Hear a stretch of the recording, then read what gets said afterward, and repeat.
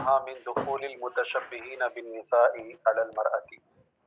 یہ باب ہے اس بیان میں جو منع کیا گیا ہے عورتوں کے جیسی مشابہت اختیار کرنے والے کا عورتوں کے پاس داخل ہونے سے۔ متشبہین بالنساء، جو عورتوں کی مشابہت کرے۔ عورتوں کی مشابہت کرنے والوں سے مراد کون ہے بیٹا؟ یہ نہیں کہ کوئی بھی مرد جو ہے اگر ساڑی پہن لے، بال لگا لے، ہے نا، عورت کی حیثیت اختیار کر لے تو وہ مراد ہے، نہیں، بلکہ آپ لوگ جانتی ہیں کہ مرد عورت کے علاوہ ایک تیسری جنس بھی ہوتی ہے جن کو مخنث کہتے ہیں، ہجڑا کہتے ہیں، ہے نا، اردو میں، عربی میں مخنث کہتے ہیں، خنثی کہتے ہیں، انگلش میں غالباً ٹرانسجنڈر کہتے ہیں۔ تو بہرحال یہ جو ہوتے ہیں یہ دو قسم کے ہوتے ہیں، ایک مردوں کی طرف مائل ہوتے ہیں، ایک عورتوں کی طرف مائل ہوتے ہیں، ہے نا۔ تو شریعت میں احکامات بھی چونکہ ان کے جو بیان کیے گئے ہیں وہ جو مردوں کے مشابہ ہیں ان کا احکامات مردوں کی طرح ہیں،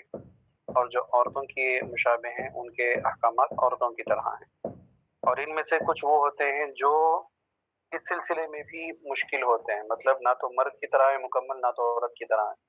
تو ایسی صورت میں ان کو خنثی مشکل کہا جاتا ہے نا۔ بہرحال وہ جو عورتوں سے مشابہت اختیار کرتے ہیں بلفظ دیگر مخنث وغیرہ،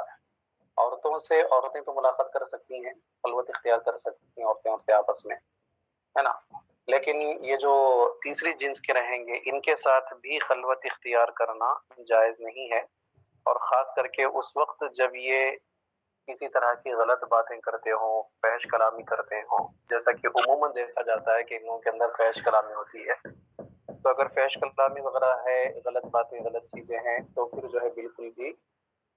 صحبت اختیار کرنا، ان کے ساتھ بیٹھنا، اٹھنا بیٹھنا سب جائز نہیں ہے۔ یہ اور بات ہے کہ آج کے زمانے میں تو خیر ان کا سماج ہی الگ ہو گیا، ان کی سوسائٹی ہی الگ ہے، وہ خود ہی عوام سے ملاقات نہیں کرتے ہیں، الگ ہی رہتے ہیں، ان کا اپنا رہنا سہنا سب کچھ الگ ہی ہوتا ہے۔ بہرحال شریعت میں اس کے متعلق بھی احکامات بیان فرمائے گئے ہیں۔ فرماتے ہیں کہ یہ باب ہے اس بیان میں جو منع کیا گیا ہے من دخول المتشبہین بالنساء، عورتوں سے مشابہت کرنے والوں کے داخل ہونے سے، علی المرأتی، عورت کے پاس، مطلب مخنثوں کا عورتوں کے پاس جانے سے منع فرمایا جانا۔ حدیث بات دیکھیں، حدثنا عثمان بن ابی شیبہ قال حدثنا عبدۃ عن ہشام بن عروۃ عن ابیہ عن زینب ابنۃ ام سلمۃ عن ام سلمۃ ان نبی صلی اللہ علیہ وسلم، ہم سے حدیث بیان کی عثمان ابن ابو شیبہ نے، وہ کہتے ہیں ہم سے حدیث بیان کی عبدہ نے، وہ روایت کرتے ہیں ہشام بن عروہ سے، وہ اپنے والد عروہ بن زبیر سے، اور وہ حضرت زینب ابن بنت ام سلمہ جو سرکار کی ربیبہ ہیں ان سے، اور وہ حضرت ام سلمہ رضی اللہ تعالیٰ عنہ سے۔ حضرت ام سلمہ رضی اللہ تعالیٰ عنہ نبی اکرم صلی اللہ علیہ وسلم سے روایت کرتی ہیں، کہتی ہیں کہ ان نبی صلی اللہ علیہ وسلم کانا عندہا، کہ رسول اللہ صلی اللہ علیہ وسلم حضرت ام سلمہ کے پاس موجود تھے، وفی بیت مخنث،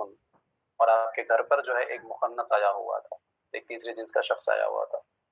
فقال المخنث لاخی ام سلمۃ عبد اللہ بن ابی امیہ،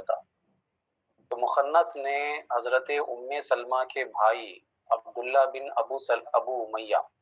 عبداللہ بن ابو امیہ جو حضرت ام سلمہ کے بھائی تھے، ان سے کہنے لگا، کیا کہا، ان فتح اللہ لکم الطائف غدا ادلک علی ابنتی غیلانا، کہنے لگا وہ مخنث کہ اگر اللہ نے تمہارے لیے کل طائف کو فتح کر دیا، شہر طائف مشہور شہر ہے، اگر اللہ نے تمہارے لیے کل طائف کو فتح کر دیا تو میں تمہاری رہنمائی کروں گا بنت غیلان کی طرف، ابنت غیلان، بنت غیلان، ہے نا، غیلان ایک شخص کا نام تھا جو بعد میں اسلام قبول کیے تھے،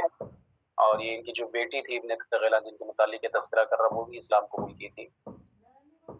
کہنے لگا کہ جو ہے اگر اللہ نے کل تمہارے لیے طائف کو فتح کر دیا تو میں تمہاری رہنمائی بنت غیلان کی طرف کروں گا، مطلب کیا ہے، بنت غیلان تمہیں دکھاؤں گا، بتاؤں گا اس کے متعلق، فَإِنَّهَا تُقْبِلُ بِأَرْبَعٍ وَتُدْبِرُ بِثَمَانٍ، کیونکہ وہ 4 کے ساتھ آتی ہیں، 8 کے ساتھ جاتی ہیں۔ کیا ترجمہ ہے، کیا معنی ہے اس کا؟ 4 سے مراد بیٹا سلوٹ ہے، سلوٹ، سلوٹ سمجھتی ہیں نا، بدن کی سلوٹ ہے۔ میں نے آپ کو ایک زمانے میں پہلے بھی بتایا تھا کہ عربی حضرات کے نزدیک عورتوں کی موٹائی، موٹاپا جو ہوتا ہے وہ خوبصورتی کی علامت ہوتا ہے، عربی حضرات خوبصورتی کو شمار کرتے ہیں، موٹاپے کو۔ اب جو انسان موٹا رہے گا تو ظاہری سی بات ہے اس کے پیٹ میں، اس کی پیٹھ میں سلوٹیں پڑیں گی، ہے نا، موٹاپے کی وجہ سے۔ تو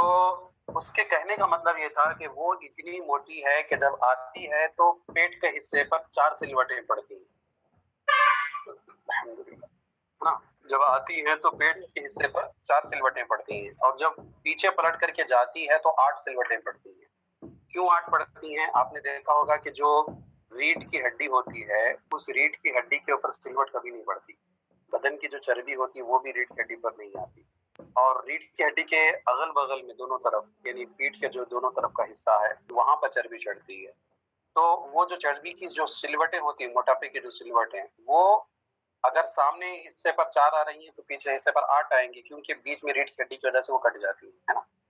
تو اسی کی طرف یہ اشارہ کیا ہے اور کہا کہ جو ہے وہ 4 کے ساتھ آتی، مطلب جب آتی ہے تو 4 سلوٹیں پڑتی ہیں، اور جب واپس ہوتی ہے تو 8 سلوٹیں پڑتی ہیں۔ سمجھ گئے بات؟ تو چونکہ یہ ایک ناجائز بات تھی، غلط بات تھی، کیونکہ کسی بھی عورت کے وصف کو بیان کرنا یہ جائز نہیں ہے، اور خاص کر کے مردوں کے سامنے بیان کرنا بالکل بھی جائز نہیں۔ تو جب اس نے یہ بات کہی تو نبی اکرم صلی اللہ علیہ وسلم نے فرمایا لا يدخلن هذا علیکم، یہ شخص دوبارہ تمہارے پاس کبھی نہ آئے۔ مطلب یہ کیونکہ مرد نہیں ہے تو مردوں کے احکامات بھی اس پر لاگو نہیں ہوتے، ہے نا، ہے تو عورتوں کے حکم میں، لیکن چونکہ یہ بے حیائی کی باتیں کر رہی ہے اور فاحشہ کی طرح باتیں کر رہی ہے، فحش گفتگو کر رہی ہے، تو سرکار نے منع فرما دیا، کہا کہ اس کے بعد ہرگز تمہارے پاس نہ آئے، لا يدخلن، تاکید کے ساتھ فرما دیا کہ ہرگز اس کے بعد یہ تمہارے پاس نہ آئے۔ اس سے بات ثابت ہوئی کہ غلط لوگ جو ہوتے ہیں، گندی باتیں کرنے والے جو ہوتے ہیں، ان کے ساتھ صحبت اختیار نہیں کرنا چاہیے، ان کے ساتھ ملاقات نہیں کرنا چاہیے، ان کے ساتھ بات چیت گفتگو نہیں کرنا چاہیے، ان سے الگ ہو جانا چاہیے۔ بات سمجھ میں آ گئی جی؟ باب نظر المرأة الى الحبش ونحوه من غیر ریبت، یہ باب ہے عورت کا حبشیوں یا حبشیوں کے جیسے کسی بھی دوسرے جو ہنرمند ہوتے ہیں، کاریگر لوگ ہوتے ہیں، ان کی طرف دیکھنا، من غیر ریبت، بغیر کسی فتنے کے، ریبہ شکوک و شبہات اور فتنوں کو کہتے ہیں اگر فتنہ نہ ہو تو عورت جو ہے ان کے فن کو، ان کے ہنر کو دیکھ سکتی ہے، یعنی اگر کوئی بھی غیر مرد ہیں تو غیر مردوں کو دیکھنا جائز نہیں عورتوں کے لیے، جس طرح سے مردوں کے لیے عورتوں کو دیکھنا جائز نہیں، اسی طرح سے عورتوں کو بھی مردوں کا دیکھنا جائز نہیں۔ ہاں اگر کوئی ہنرمند شخص اپنے ہنر کا یا اپنے فن کا جو ہے مظاہرہ کر رہا ہے تو اس کے فن کو دیکھنا، جبکہ اس کی طرف نہ دیکھنا، مطلب اس کو دیکھنے کی نیت نہ ہو، اس کو دیکھنے کی نظر نہ ہو، بلکہ اس کے فن کو دیکھا جا رہا ہو، تو اس میں کوئی حرج نہیں ہے، جبکہ فتنے کا اندیشہ نہ ہو۔ اگر فتنے کا اندیشہ ہو تو پھر وہ بھی جائز نہیں ہے نا۔ اور اس بات کو ثابت کیا امام بخاری نے اس حدیث پاک سے جو آپ لوگ اس سے پیچھے بھی پڑھ چکی ہیں کہ حبشی حضرات جو ہے مسجد نبوی میں نیزہ بازی کی مشق کر رہے تھے، تو اس وقت نبی اکرم صلی اللہ علیہ وسلم کے پیچھے حضرت عائشہ صدیقہ کھڑی ہو کر کے دیکھ رہی ہیں، اور خود سرکار ان کو اپنے کاندھے مبارکہ سے کیا ہے دکھا رہے تھے، ہے نا۔ تو بہرحال فرماتے ہیں کہ عورت کا حبشیوں یا حبشیوں کے علاوہ کوئی بھی ایسے کاریگر ہوں، کوئی بھی ایسے فنکار ہوں، کوئی بھی ایسے ماہر ہو، ہے نا، جو اپنے فن کی نمائش کرتے ہوں، ہے نا، تو ان کو دیکھنا من غیر ریبت، بغیر کسی خوف فتنہ کے۔ حدثنا اسحاق بن ابراہیم الحنظلی عن عیسیٰ عن الاوزاعی عن الزہری عن عروۃ عن عائشہ قالت رأیت النبی صلی اللہ علیہ وسلم یسترنی بردائہ، ہم سے حدیث بیان کی اسحاق ابن ابراہیم حنظلی نے، وہ روایت کرتے ہیں عیسیٰ سے، وہ روایت کرتے ہیں اوزاعی سے، وہ روایت کرتے ہیں امام زہری سے، وہ روایت کرتے ہیں عروہ بن زبیر سے، اور وہ حضرت عائشہ صدیقہ رضی اللہ تعالیٰ عنہا سے، وہ کہتی ہیں کہ میں نے نبی اکرم صلی اللہ علیہ وسلم کو دیکھا کہ یسترنی بردائہ، کہ آپ اپنی چادر مبارک سے مجھے چھپائے ہوئے تھے، وانا انظر الی الحبشۃ، اور میں حبشیوں کی طرف دیکھ رہی تھی، یلعبون فی المسجد، جو مسجد میں کھیل رہے تھے، مطلب مسجد میں نیزہ بازی کی مشق کر رہے تھے، ہے نا۔ تو کہتے ہیں حتی اکون انا الذی اسم، میں دیکھتی رہی یہاں تک کہ میں خود ہی اکتا گئی، حتی اکون انا الذی اسم، یہاں تک کہ میں خود ہی وہ تھی جو اکتا گئی، سأما یسم کا معنی اکتا جانا، مطلب ایسا نہیں کہ سرکار تھوڑی دیر تک مجھے دکھائے پھر کہا کہ جاؤ اندر جاؤ، ابھی ایسا نہیں کہا، بلکہ میں دیکھتی رہی، سرکار نے مجھے منع نہیں فرمایا، یہاں تک کہ میں خود ہی دیکھتے دیکھتے اکتا گئی، تو پھر میں وہاں سے ہٹ گئی۔ پھر حضرت عائشہ فرماتی ہیں کہ فقدروا قدر الجاریۃ الحدیثۃ السن الحریصۃ علی اللہو، تو اے لوگوں اس بچی کی قدر کو پہچانو جو الحدیثۃ السن، جو چھوٹی عمر کی، نو عمر کی ہو، نوخیز ہو، ہے نا، جوانی کے دہلیز پر جب قدم رکھتی ہے، لڑکپن کی جو عمر ہوتی ہے، اس وقت بچیوں کو یا بچوں کو سب کو جو ہے لہو و لعب کا ذرا شوق ہوتا ہے نا، تو جو بھی جائز حدود ہیں ان جائز حدود میں رہ کر کے ان کو لہو و لعب مہیا کرو۔ تو کہتے ہیں الحریصۃ علی اللہ، جو اللہ پر حریص ہوتی ہے، مطلب اللہ لعب کی خواہش مند ہوتی ہے، تو اس کی قدر کو پہچانو۔ تو بلا وجہ تنگ نظری کرتے ہوئے بچیوں کو کچھ بھی جو ہے اس سلسلے میں چھوٹ نہ دینا، یہ بھی کیا ہے، شریعت کے خلاف ہے بیٹا۔ شریعت میں اجازت ہے کہ جائز حدود میں رہتے ہوئے بچیوں کے لیے، بچوں کے لیے لہو و لعب کے سامان کو فراہم کر سکتے ہیں جن کی شریعت اجازت دیتی ہے۔ بات سمجھ میں آ رہی ہے بیٹا؟ باب خروج النساء بحوائجہن، یہ باب ہے عورتوں کا اپنی ضرورتوں کے لیے نکلنا۔ انسان ظاہری سے بات ہے ضرورتوں کا مرکب ہوتا ہے، اس کی کچھ نہ کچھ ضرورتیں ہوتی ہیں، عورتوں کی بھی ضرورتیں ہوتی ہیں۔ تو عورتیں اگر اپنی ضرورت کے لیے باہر نکلیں تو اس میں کوئی حرج نہیں ہے شوہر سے اجازت لے کر کے۔ اب ضرورتیں پہلے کے زمانے میں طہارت کی ضرورت بھی جو ہے ہوتی تھی تو عموماً باہر ہی جاتے تھے۔ آج کے زمانے میں تو خیر ہر گھر میں ٹوائلٹ وغیرہ بنے ہوئے رہتے ہیں۔ پہلے کے زمانے میں ٹوائلٹ گھروں میں نہیں بنتے تھے، باہر رہتے تھے، تو مردوں عورتوں سب کو باہر جانا پڑتا تھا۔ اس کے علاوہ دیگر کچھ چیزوں کی ضرورت ہوتی ہے، جیسے کہ اچانک کچھ ضروری سامان لانا ہو، کچھ ترکاری لانا ہو، کچھ سبزی پھل فروٹ لانا ہو، کچھ بھی اس طرح کی ضرورتیں پڑ سکتی ہیں۔ تو کیا عورتیں اپنی ضرورت کے لیے باہر جا سکتی ہیں یا نہیں جا سکتی ہیں؟ تو یہ سب شوہر کی اجازت پر ڈیپینڈ ہوتا ہے۔ شوہر کی اجازت ہے تو جا سکتی ہیں، لیکن اتنا دور جانا جو سفر شرعی ہوتا ہے اس میں بغیر محرم کے جا نہیں سکتی ہیں، ہے نا۔ اس سے چھوٹا سا سفر ہو، اس سے کم سفر ہو، چھوٹا سفر ہو تو جا سکتی ہیں، ہے نا، وہ بھی شوہر کی اجازت کے ساتھ۔ بہرحال فرماتے ہیں کہ یہ باب ہے عورتوں کا اپنی ضرورتوں کے لیے نکلنا۔ حدثنا فروۃ بن ابی المغراء قال حدثنا علی بن مسہر عن ہشام عن ابیہ عن عائشہ۔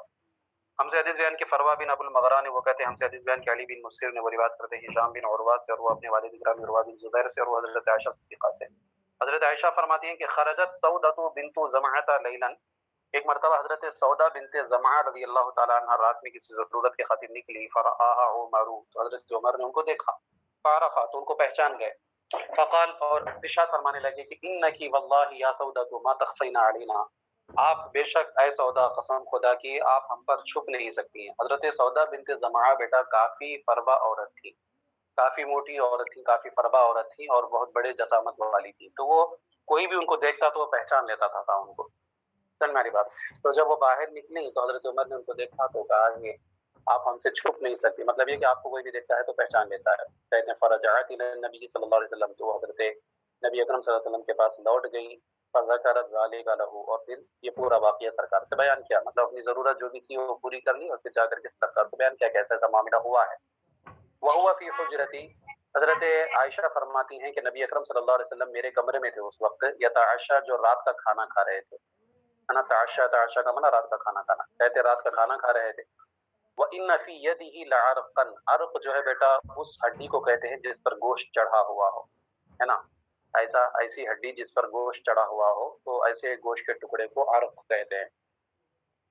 کہتے ہیں اور آپ کے دست مبارک میں گوشت کا ایک ٹکڑا تھا، فَأُنزِلَ عَلَيْهِ، تو اسی حالت میں آپ کے اوپر آیت کریمہ نازل ہونے لگی، وحی کا نزول ہونے لگا، فَرُفِعَ عَنْهُ، اور پھر آپ سے وہ وحی منقطع ہوئی، اٹھا لی گئی، وَهُوَ يَقُولُ، اس حال میں کیا فرما رہے تھے کہ قَدْ أَذِنَ اللَّهُ لَكُنَّا أَن تَخْرُجْنَ لِحَوَائِجِكُنَّ، بے شک اللہ تبارک و تعالی نے تمہیں اجازت عطا فرما دی ہے کہ تم اپنی ضرورتوں کے لیے نکل سکتی ہو۔ یعنی نبی اکرم صلی اللہ علیہ وسلم نے بیان فرمایا کہ اللہ نے وحی بیان فرمائی ہے، وحی فرمائی ہے کہ عورتیں اپنی ضرورت کی خاطر نکل سکتی ہیں۔ تو اسلام عورتوں کو گھر کے اندر ہی محصور کر کے رکھنے کا حکم نہیں دیتا۔ ہاں، گھر کے اندر محصور کر کے رکھنے کا مطلب یہ ہوتا ہے کہ باہر اگر فتنہ ہے، خوف فتنہ ہے، تو ایسی صورت میں عورتیں گھر کے اندر رہیں تو بہتر ہے تاکہ فتنے سے بچیں نہ، جیسے کہ آج کے زمانے کے معاملات چل رہے ہیں۔ تاہم اپنی ضرورت کے لیے باہر نکلنے کی اجازت دیتا ہے۔ بات سمجھ میں آ گئی جی؟ باب استئذان المرأة زوجی الی المسجد وغیرہ، یہ باب ہے عورت کے علاوہ کہیں اور نکلنے کے بارے میں اجازت طلب کرنا۔ باہر جانے کے لیے اجازت طلب کر سکتی ہے عورت شوہر سے، اور شوہر اس کو اجازت دے سکتا ہے، جیسے کہ کہیں پر دکان پہ جانا ہو، کوئی ضروری سامان لانا ہو، اس طرح کی کوئی بات ہے، ملاقات کے لیے جانا ہو۔ بات سمجھ میں آ رہی ہے؟ کہتے یہ باب ہے عورت کا اپنے شوہر سے اجازت طلب کرنا، فی الخروج الی المسجد وغیرہ، مسجد یا مسجد کے علاوہ کسی اور چیز کی طرف جانے کی اجازت طلب کرنے کے بارے میں۔ حدثنا علی بن عبد اللہ حدثنا سفیان حدثنا زہری عن سالم عن نبیہ عن النبی صلی اللہ علیہ وسلم اذا استأذنت امرأة احدکم الی المسجد فلا یمنعها۔ ہم سے حدیث بیان کی علی بن عبداللہ نے، وہ کہتے ہیں ہم سے حدیث بیان کی سفیان نے وہ کہتے ہیں حمزہ بن زیاد کے امام زہری نے وہ روایت کرتے ہیں سالم بن عبداللہ بن عمر سے، اور وہ روایت کرتے ہیں حضرت عبداللہ بن عمر جن کے والد گرامی ان سے، اور وہ نبی اکرم صلی اللہ علیہ وسلم سے۔ سرکار فرماتے ہیں کہ اذا استأذنت امرأة احدکم، اجی کون ہیں جی، مائک بند کرو جی اپنا، ایک تو سنتی نہیں ہے، پڑھاتے ہیں تو دھیان سے اپنی بات چیت میں لگی رہتی ہیں، اور اپنی مبارک گفتگو جو ہے سب کو سناتی بھی ہیں۔ عجیب و غریب حال ہے ہماری آپا جان لوگوں کا۔ کہتے ہیں کہ نبی اکرم صلی اللہ علیہ وسلم نے ارشاد فرمایا کہ جب تم میں سے کسی کی بیوی مسجد جانے کی اجازت طلب کرے فلا یمنعها، تو وہ اس کو منع نہ کرے، ہے نا۔ ہاں، مطلب یہ کہ نماز پڑھنے کے لیے مسجد جانا چاہتی ہے تو اس کو منع نہ کرے۔ واضح ہو کہ ابتدا اسلام میں عورتیں باقاعدہ طور پر نمازوں کے لیے مسجد میں جایا کرتی تھی، ان کو اجازت تھی، لیکن پھر دھیرے دھیرے جب فتنے بڑھنے لگے تو خود حضرت عمر رضی اللہ تعالیٰ عنہ نے کیا ہے اس چیز کو ممنوع فرما دیا، منع فرما دیا، روک دیا۔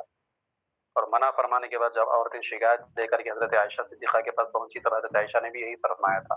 کہ اگر نبی اکرم صلی اللہ علیہ وسلم آج موجود رہتے تو آپ بھی منع فرما دیتے،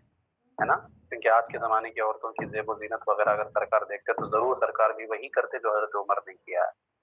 ہے نا۔ یہ اس زمانے کی بات جب صحابہ کرام کا زمانہ تھا، خیر القرون قرنی ثم الذین یلونہم ثم الذین یلونہم، تو پہلا والا زمانہ سرکار کا تھا، دوسرا زمانہ صحابہ، تو وہی دوسرے والے زمانے کے تعلق سے حضرت عائشہ نے فرمایا، تو پھر آج کے زمانے کی عورتوں کا کیا حال ہوگا، ہے نا۔ بہرحال عورتوں کو مسجد میں جانے کے لیے کیا اجازت نہیں ہوتی۔ اس کے بارے میں وحی وغیرہ نازل نہیں ہے، بس حضرت عمر رضی اللہ تعالیٰ نے فرمایا تو مان لیا گیا ہے۔ ہاں، حضرت عمر رضی اللہ تعالیٰ عنہ نے فرمایا تو اجماع ہو گیا نا بیٹا، صحابہ کرام سب موجود تھے، کسی نے انکار نہیں کیا، صحابہ کا اجماع ہو گیا ہے نا۔ تو ہماری جو دلائل ہیں، اصول فقہ جو ہیں، وہ صرف قرآن اور حدیث ہی نہیں ہے نا، اجماع بھی ہے اور قیاس بھی ہے۔ باب ما یحل من الدخول والنظر الى النساء فی الرضا۔ ہاں جی، تو یہ سب تو ابھی آگے کی جو حدیثیں آ رہی ہیں بیٹا سب پڑھی ہوئی ہی باتیں ہیں، اور صرف مسئلے کو ثابت کرنا ہے بس، ورنہ احادیث تو لگ بھگ پوری پڑھی ہوئی ہی۔ تھوڑا سا دیکھ لیجئے، کہتے ہیں یہ باب ہے ما یحل من الدخول والنظر الى النساء فی الرضا، یہ باب ہے عورتوں کے پاس جانا اور عورتوں کو دیکھنا یہ حلال ہے پھر رضائی رضاعت میں، یعنی جس طرح سے نسبی رشتوں کے ذریعے سے حرمت ثابت ہو جاتی ہے اور انسان جو ہے اپنی محرمات کے ساتھ جو ہے ملاقات کر سکتا ہے، بات چیت کر سکتا ہے، خلوت اختیار کر سکتا ہے، بیٹھ سکتا ہے، ان کو دیکھ سکتا ہے، اسی طرح سے یہی چیز رضاعت میں بھی ثابت ہوگی۔ کتاب الرضا میں بھی یہ بات گزر چکی ہے، لیکن یہاں پر ایک نیا باب امام بخاری نے جو ہے باندھ دیا ہے۔ کہتے ہیں یہ باب ہے ما یحل جو حلال ہے من الدخول دخول داخل ہونا والنظر الی النساء اور عورتوں کو دیکھنا پھر رضا رضاعت میں، یعنی رضاعت میں حالت رضاعت مطلب کیا ہے، حرمت رضاعت میں بھی کیا ہے دیکھنا اور داخل ہونا جائز ہوتا ہے۔ حدثنا عبداللہ بن یوسف قال اخبرنا مالک عن هشام عن هشام بن عروة عن ابيه عن عائشة انها قالت، ہم سے حدیث بیان کہ عبداللہ ابن یوسف نے وہ کہتے ہمیں خبر دی، مالک نے وہ روایت کرتے ہیں ہشام بن عروہ سے وہ روایت کرتے اپنے والد گرامی سے، اور وہ حضرت عائشہ صدیقہ سے کہ حضرت عائشہ فرماتی ہیں کہ جاء امی من الرضاعتی، میرے رضائی چچا آئے۔ رضائی چچا سے مراد جس عورت کا دودھ حضرت عائشہ نے پیا تھا ان کے شوہر کے بھائی، ہے نا۔ تو کہتے میرے رضائی چچا آئے فاستأذن علیہ، اور ان سے اجازت طلب کرنے لگے اندر آنے کی، فابیت ان اذن له، تو میں نے انہیں اجازت دینے سے انکار کر دیا۔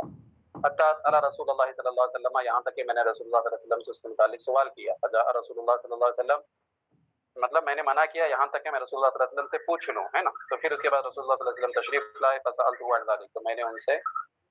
اس چیز کے متعلق سوال کیا، فقال، تو سرکار نے فرمایا کہ انه عمک، بلا شبہ وہ تمہارے چچا ہیں، فأذنی له، تو تم اس کو اجازت دے دو۔ قالت، حضرت عائشہ کو تشفی نہیں ہوئی تو وہ کہنے لگی کہ قلت یا رسول اللہ، میں نے کہا کہ اللہ کے رسول صلی اللہ علیہ وسلم، انما ارضعتنی المرأة ولم يرضعني الرجل، مجھے تو دودھ عورت نے پلایا ہے، مرد نے تو مجھے دودھ نہیں پلایا، تو پھر یہ کیوں مجھ پر حرام ہوگا۔ قالت، تو جناب عائشہ فرماتی ہیں کہ فقال رسول اللہ صلی اللہ علیہ وسلم انه عمک فلیلج علیک، بلا شبہ وہ تمہارے چچا ہیں تو چاہیے کہ وہ تمہارے پاس آئیں، ولد یلج داخل ہونا، فلیلج علیک تو چاہیے کہ وہ تمہارے پاس آئیں، مطلب وہ داخل ہو سکتے ہیں، تمہارے پاس آ سکتے ہیں، تمہارے وہ رضائی چچا ہیں۔ قالت عائشہ، حضرت عائشہ فرماتی ہیں کہ وذالک بعد ان ضرب علینا الحجاب، اور یہ معاملہ جو ہوا تھا یہ بعد اس کے کہ ہمارے اوپر حجاب کا حکم نازل ہو چکا تھا، ہے نا۔ ضرب علینا الحجاب، ہمارے اوپر حجاب کو لال دیا گیا تھا، مطلب حجاب کا حکم نازل ہو گیا تھا، اس کے بعد کا یہ واقعہ ہے۔ مطلب اس بات کی طرف اشارہ فرمانا چاہتی ہیں کہ کہیں ایسا نہ ہو کہ یہ حکم پہلے کا رہا ہو، ایسا لوگوں کے ذہنوں میں آئے، نہیں، بلکہ یہ حکم بعد ہی کا ہے، اور یہ قیامت تک کے لیے یہی حکم ہے کہ جو رشتے نسب سے حرام ہوتے ہیں وہی رشتے رضاعت سے بھی حرام ہو جاتے ہیں۔ قالت عائشہ تو یحرم من الرضاعت ما یحرم من الولادہ، حضرت عائشہ کہتی ہیں کہ رضاعت سے بھی وہ رشتے حرام ہو جاتے ہیں جو رشتے ولادت سے کیا ہو جاتے ہیں، حرام ہو جاتے ہیں۔ سمجھ میں آ گئی جی آپا جان لوگ بات؟ جی حضرت۔ چلیے بس رہنے دیجیے، اس کو ملا لیجیے اچھی طرح سے، امید ہے کہ سبق سمجھ میں آ رہا ہوگا، اور وہ محترمہ جو چائے بنا رہی تھی ان کو بھی سمجھ میں آ رہا ہوگا۔ ہاں جی آپا جان لوگ، کل بھی ایک جماعت میں چائے بنا رہی تھی ایک محترمہ،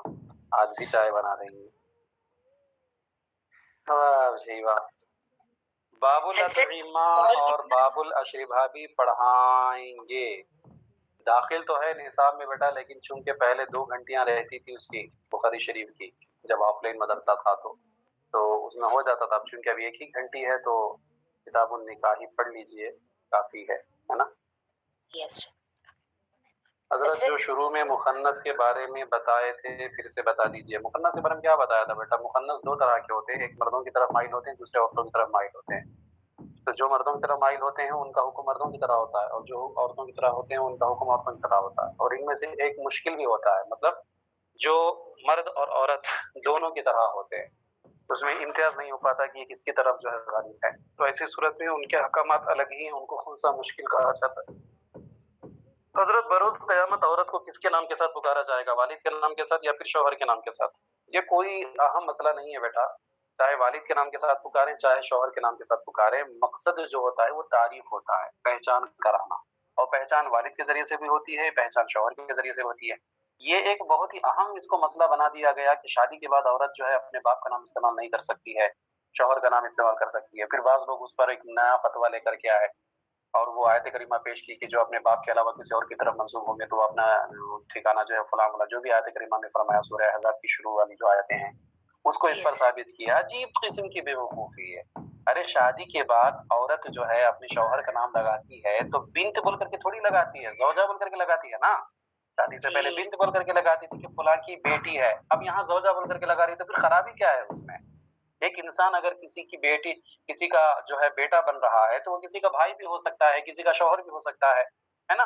کسی کا باپ بھی ہو سکتا ہے۔ اب کوئی کہے نہیں نہیں وہ تو اس کا بیٹا ہے، وہ کسی کیسے باپ بن سکتا ہے؟ تو ایسے تھوڑی ہے، ایک ہی رشتہ، ایک ہی عورت کا کئی طرح سے رشتہ ہو سکتا ہے، باپ سے بھی رشتہ ہو سکتا ہے، شوہر سے بھی رشتہ ہو سکتا ہے نا۔